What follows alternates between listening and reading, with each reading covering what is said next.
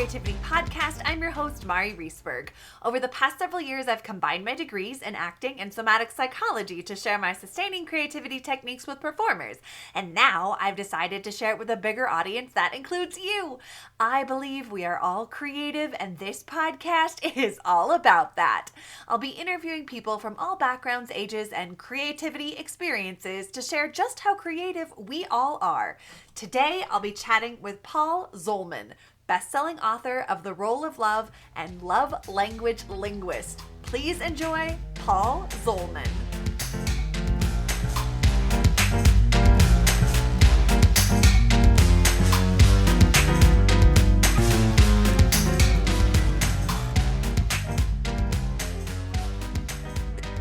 Welcome to the Sustaining Creativity podcast. Today, I'm here with Paul Zolman, bestselling author of The Role of Love and a Love Language Linguist. Try and say that 3 times fast. Welcome to the podcast, Paul. Thank you, Mari. Glad to be with you today. What a pleasure. Wonderful. I am really looking forward to our conversation about creativity and all of the things that you do. And I love the alliteration of Love Language Linguist. So why don't you take a couple of moments and let our listeners know a little bit more about who you are and what you do? Thank you, Mari. I really started in a background that's quite different than what I do right now. And it was a background, and I think it was more generational than genetic. Just my parents, your parents raise you, everybody's parents try to raise you the best they can, or they find someone that can raise you. Yeah. And for me, I'm number 10 of 11 children, Mari, and my father was kind of toning it down. His father, my grandfather, had 19 children, of which my father was number 15. He had 9 children, with one wife. She passed away shortly after that 9th child was born. Then he had 10 with the second wife, of which my father was number 6. And so he had 19. My father had 11, of which I'm number 10, and I only had 8. My children, Mari, my children are only having 3.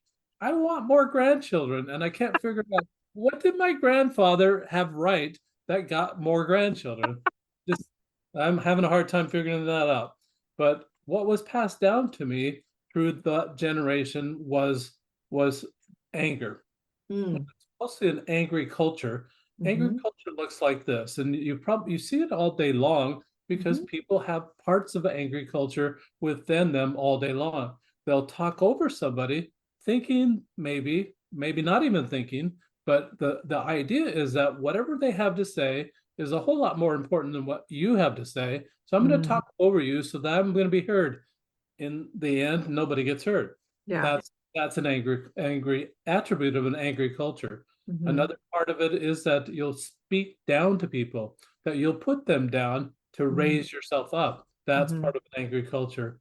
There's all sorts of physical abuse. There's all sorts of sexual abuse. There are all sorts of different kinds of abuse, emotional, psychological, lots of different abuses that are all kind of meshed together in that angry culture. Yeah. And so that's how I was trained. And I wanted to break away from that. And I had that promise to myself and made it verbally to others that I don't want to be like my father. I don't want to be like my mother. I don't want to pass this on to the next generation. And then we wake up 20 years later and with that chagrin and said, well, I did pass some of those things on. And I'm really sad that I did. How do I break out of this? And what the whole thing about this, Mari, is that problems are what really makes creativity. It's kind of the seedbed for creativity. Having problems it's like the mother of invention. You figure a way to get out of that. And so that's kind of where I came from. And I wanted to break out of that. I still was blaming my father up till about age 35 for all these problems that he was causing in my life. And when you blame someone, you're playing the victim. You blame someone, you don't have to do a thing. It's their fault. Go talk to them. It's their fault. I don't have to change. And that's where I was until I realized that 7 years after he passed away, age 35, I woke up one morning. I'm responsible for my stuff. I'm responsible for my own actions. it was a nightmare, and it was awful at that time. But I was so grateful that finally I took responsibility for my own actions. Hmm. Yeah. And it sounds like it then turned into a book and Yeah, the other work that you do. it started there, and so that was the paradigm shift. But Yeah. it really didn't. It wasn't complete. That Mm. was the desire, or that was the realization, and then that's a work in process. Mhm. About 15 years ago, well, let me back up just a little bit. Got married, had 8 children, as I mentioned already. After 23 and a half years of marriage, this what was happening is I had this stacking effect of stacking annoyance on top of annoyance on top of annoyance until one annoyance, as simple as it might have been, was the straw that broke the camel's back, and I had this flash of anger. And then Mm. come back down, and then I start stacking again till I get up to that one straw again that would break Yeah. back, and had these flashes of anger. And that was complicated the marriage, complicated the family situation. Hmm. Really realized that I got to get rid of that. I don't know how to do it, but I started making negative statements. That's part of that angry culture. You'll make critical statements. You're critical of everybody Hmm. because you want to elevate yourself, and that's how you think you can do it, is by being Hmm. critical of other people. So most of the annoyances were in that fashion, being critical of others, Hmm. attacking that annoyance. And I realized that I don't have any control over what that person's doing. And why Hmm. should I don't manage their life. And when I realized that, it was such a relief, Mari. It was Yeah. absolutely a relief. Oh, you mean I don't have to worry about that? Yeah. I thought I had all that stress in my life. Now I just have to take care of me. Yeah, Mm. good. I can do this. And it was kind of a burst of hope that I Yeah. had when I had those thoughts that I'm in charge of what I can do. And Mm. as it relates to the demise of my first marriage, it was just 23 and a half years, and then I had primary custody of the children. I thought, I'm going to be a little creative. It's a midlife crisis, and Mm. I'll make it a little bit more of a midlife crisis, but make it a fun part of the midlife crisis. Divorce isn't fun in any way, shape, or form. Yeah. But I had the children. I had 5 remaining children in the household at the time. And when it was my ex-wife's turn to have the children for the weekend, I decided I'm going to go dating. I'm going to just have some fun. Went online, and this was about 15 years ago. Went online and would find somebody that lived in a different city, and I lived Mm. miles away from them. We'd agree on a city, and we'd have a destination date, Mm. and then we'd go back home. And I did that for about a year and a half. And I went to Jacksonville, Florida, and Daytona Beach, Florida, uh, Atlanta, Charlotte, North Carolina, Columbia, South Carolina, New York City, Salt Lake City, Kansas City, Nashville, Phoenix, Cabo San Lucas, Las Vegas, many more cities. I went to all these cities, flying around, just having a Wow. great time, destination dating. Hmm. It was so much fun, Mari, but I wasn't finding anything. It was, Yeah. but I realized that it was like the lyrics of that song. I was looking for love in all the wrong places. I wasn't, I wasn't finding anything. I thought I Yeah. had a line on someone that in Phoenix, so I decided I'm going to move there, and I moved there, and it didn't turn out. So Yeah. while I'm in Phoenix, my ex-wife decided after 3.5 years of not having the children in primary custody, now she wants them back. There's only 3 children remaining, and her plan was to move in with her parents. She's Mm. mid-40s and she's moving back home. I thought, you know what? This is a great opportunity for those last 3 children to get to know their grandparents. I was number 10 of 11 children, and I didn't know either grandfather because they passed away before I was born, because I'm Hmm. late in that way. But one grandmother lived 350 miles east, and the other one lived 350 miles west. We didn't visit them very often, so I didn't really have a lot of relationship with the grandparents. I thought Yeah. perfect for these last 3 children to have that relationship, and it really turned out well. So I relinquished primary custody of the last 3 children. Now I'm all alone. while I'm all alone, my big sister, I'm the thorn between two roses. I have older sister, younger sister, all the rest are boys. Mhm. So it, you got to do what older sisters, older siblings say. You don't have to do what the younger one says, but you got to do what the older ones say. And in the day, Mari, I was like the human remote control. My brothers or sister would say, "Go change the channel." I'd have to walk up to the TV, turn Yeah. the knob to change the channel. Their excuse was, "Well, you have shorter legs, and or you're closer to the TV, closer to the ground to get there." Whatever their excuse was, all that abuse stuff that's coming out, and Yeah. they're just all these put downs, and so I became the human remote control. Anyway, so my sister calls me up, older sister, and she says, "I've got a neighbor I want to introduce to you." Mm. And I said, um, "My sister, sis, you live 7 hours away. Why would I want to date someone not 7 hours away?" "Oh, I don't want to do that." She says, "Oh, come on. Like I said, you got to do what big sister says." So I said, "All right, I'll email her. What kind of relationship can you develop in email?" I didn't think it'd be anything materialized. But this lady was a really good writer. And after 4 or 5 tries of this, Mari, I got really brave. I said, "Well, how many times have you been married?" And just asking these deep, deep, heavy questions. Yeah. He wrote back and said, "Counting the 5 that are buried in the backyard." I laughed. I just roared with laughter. I thought, I've got the live wire here. I've got somebody who's got a sense of humor. Somebody's got personality. I'm going to Hmm. pursue this a little bit more. So we started getting a little closer. And then I decided I'm going to move up towards these. We became serious. And now it's time for big brother approval. Number 10 of 11, you got to have big brother approval now. So I take her 300 miles north. The first thing that happens when we walk into my brother's house is sister-in-law pulls her aside and says, "The only emotion that the Zolman family learned growing up was anger." At first, I did not. I said, "Uh-uh, it would be bad." I thought, I just verified what she just said. And I realized at that point, I've got to do something about this, even Mm. more than I'd already done. I thought I was past it, but Yeah. obviously not. So I started reading the color code and then the 5 love languages. And Hmm. with the 5 love languages, I liked the principles, but I didn't get it. Yeah. You mean, Dr. Chapman, that if I guess what Mari's love language is and I cater to that, we're going to be buddies? And you're calling that love? I don't think so. Who am I to say what love is? But that didn't sound like love.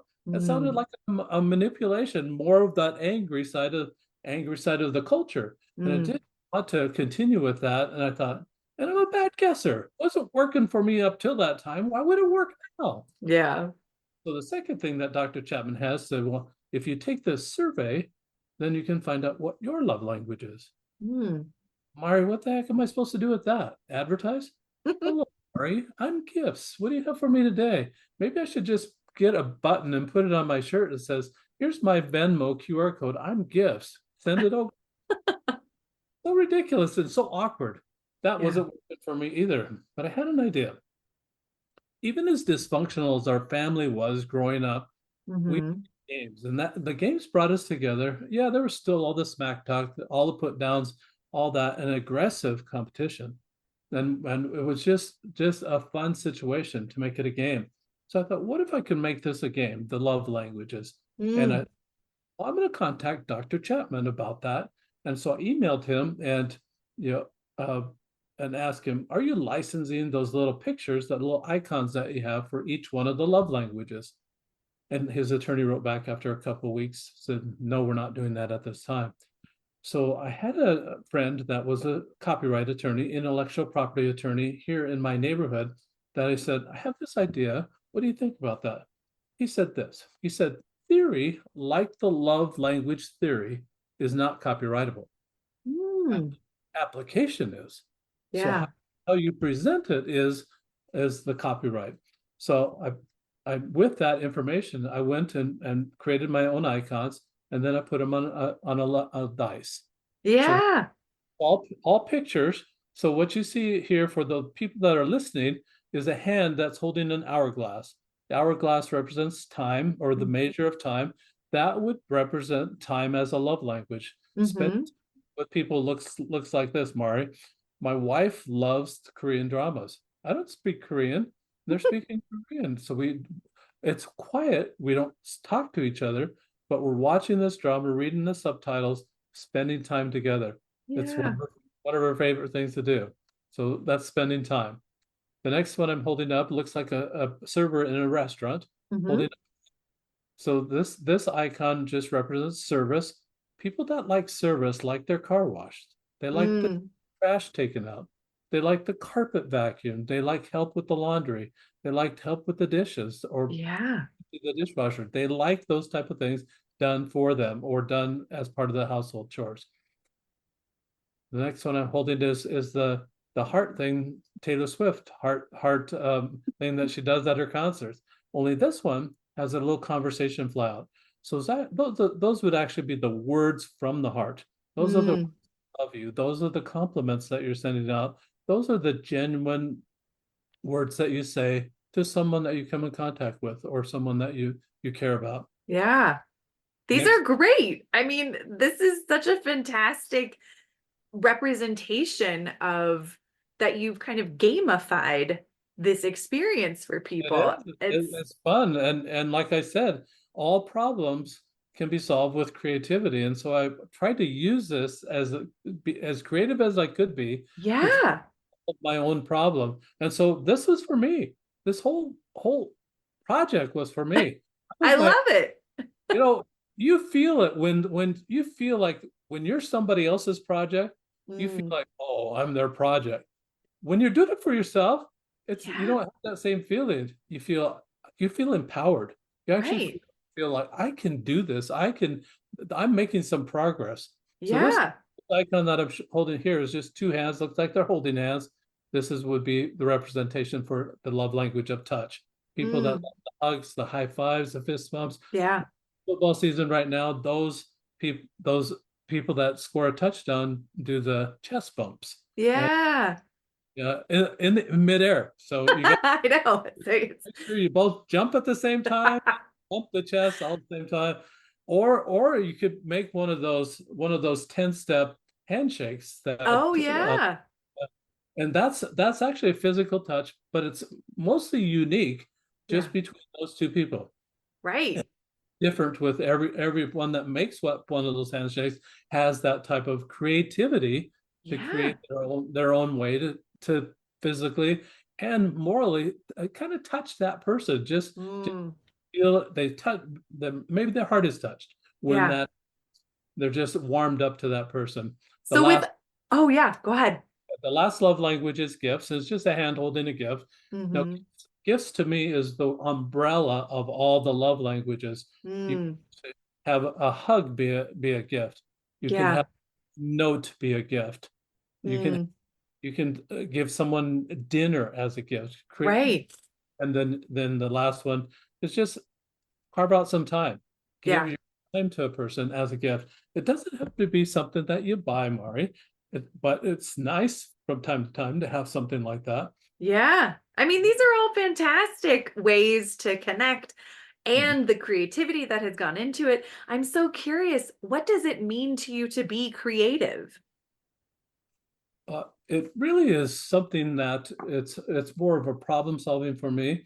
Now, in that home that I was referred to, we played puzzles a lot. It's a Mm, quiet activity, and it really was more soothing than all the yelling, all the other arguing that was going on, the angry things that were going on in the household. It was a quiet activity, and so when you're playing puzzles, you learn how to put things back together. You get mm, that creativity in that way.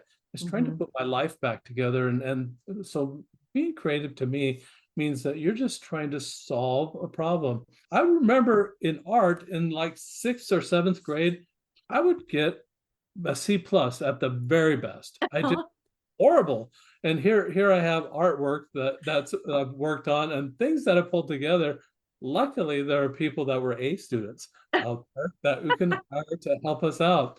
And so that helps with the creativity. And I might have an idea like Yeah. that as part of the creativity. I might have an idea. Yeah.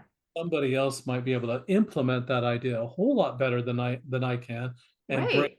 fruition like that. And I think that it's a cooperative thing. This whole creativity Yeah. a cooperative thing.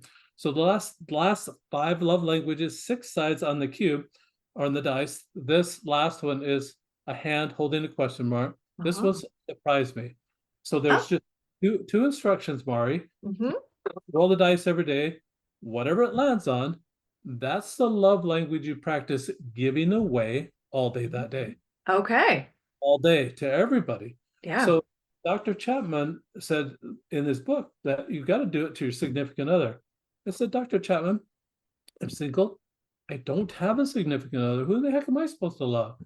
And then after a few days of pondering on that, I said, well, I guess I just have to love everybody. It's just like a full-time job. And then I realized, oh, well, the loving of a significant other is really like a part-time job then.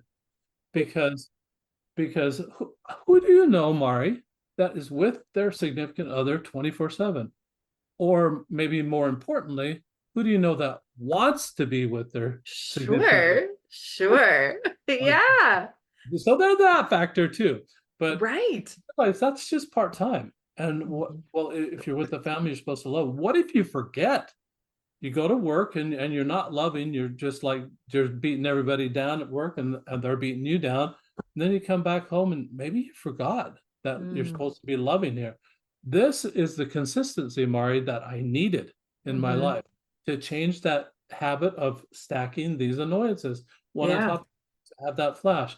I needed that consistent behavior to be the threads of the cloth that I was trying to build for this new character, Yeah. the threads of this character. And it just, I had to have those qualities of that consistency, Mm. that Hmm. behavior Yeah. worked. I mean, it sounds like you find inspiration literally everywhere in your life, or you can, or you have.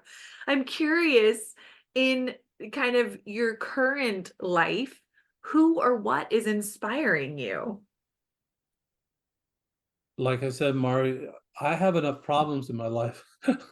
The problems are what really are inspiration. And I look at Mm. it instead of looking at it as a problem and looking critically at it and Yeah. making negative statements about it, say, I wish that would go away.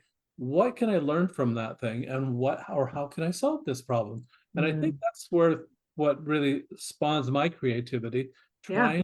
trying to solve these problems. And I still do puzzles. In fact, we've got someone in our neighborhood where there's just 2 blocks away from me.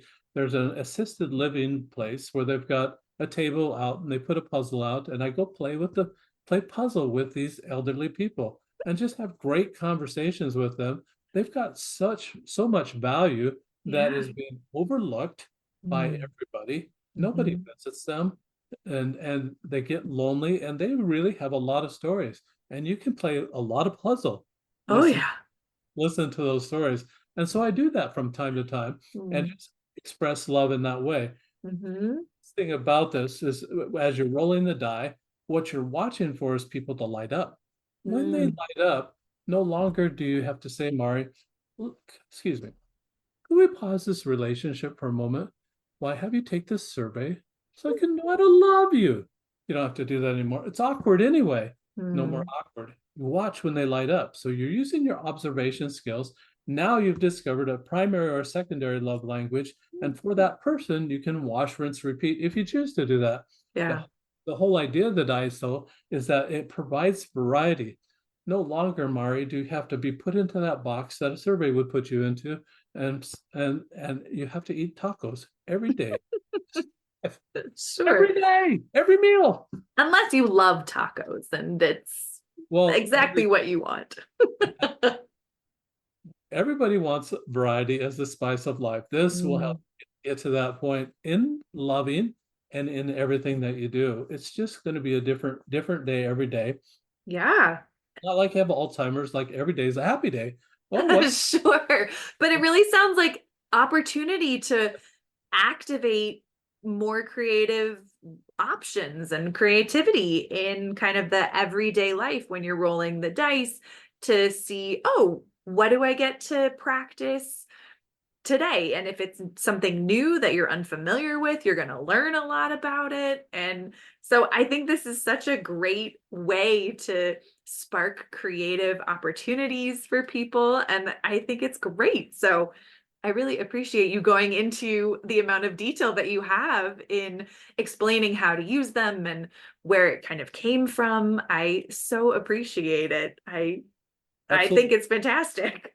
Well, and I think this same type of creativity can be had for everybody out there. That's how you become a love language linguist. Over a 30-day period of doing this, Mari, I realized that instead of focusing on what's wrong with that person, why don't they do it right? They just want to do it this way, and being that advisor without any permission to be their advisor, instead of doing that and focusing on what's wrong with that person, which is like maybe 10%, maybe 20% of people have bad faults, that they have no competence in that particular area, but they've got 80 to 90% of competence in something else.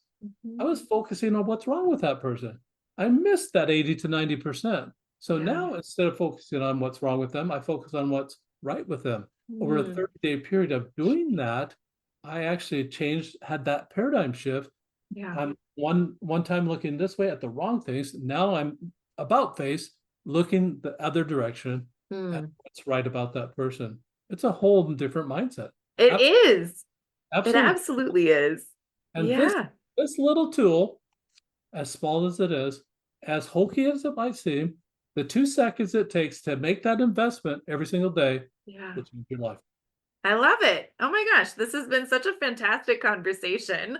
I just have one last question. What does it feel like in your body to be creative? I love that question, Mari. I love the inspiration that comes to choose to do something about something, a problem that you have. And I love the opportunity to wait for that information to come to you. And you can call it inspiration, you could call it revelation, you could call it miraculous, you could have a thought, you could say that was something that really spurred me to action. Well, call it whatever you will, but whatever it is that comes to you, you need to act on that and be creative about that. I think we find our own creativity in whatever we choose to do. I find it in just being quiet. It's just have that quiet time, and then just have those thoughts swirl around of the problem, and maybe I found the best creative way to love is to try to do a self-actualization moment. Find out on a spectrum of anger to love, I've realized that sarcasm is on the angry side of the spectrum. Well, and I thought about, well, what would be the opposite? And then the words like genuine or authentic or being come to mind. And when you put sarcasm up to those other attributes, what are you going to choose? Most people would choose to be genuine. And you polish yourself in that way. Be creative of how you get there in that as well. And that's the inspiration I'm talking about. I love it. Figure out what the opposite is and where you want to be. Perfect. This has been a fabulous conversation. If people want to learn more about the work that you do, your dice, all of these wonderful pieces you have available, how could they go about doing that? Great question, Marian. Thank you for that shameless pitch that I'm going to give right now. You can just go to roloflove.com, ROLE of love. It's a play on words. You ROLL, roll the dice outside of you. The change that you were looking for will happen within ROLEoflove.com. Perfect. I will add that in show notes so people have easy access. And thank you so much for taking the time to chat with me and share all of the information that you have, tips and tools and ways that we can access more creativity in our love language linguistic opportunities. There you go. Thanks, Mari. It's been such a pleasure to be with you. Thank you.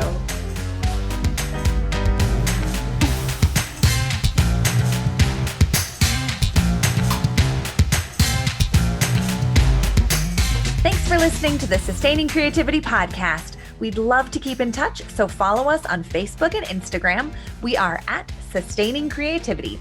Make sure to subscribe to the podcast wherever you listen to podcasts. Tag your friends and family so they can listen too. We love to hear from you, so leave your reviews, comments, and questions. Check out our website, sustainingcreativity.com, for upcoming offerings and creativity coaching. Tune in Tuesdays for our next episode. And remember, with creativity, anything's possible.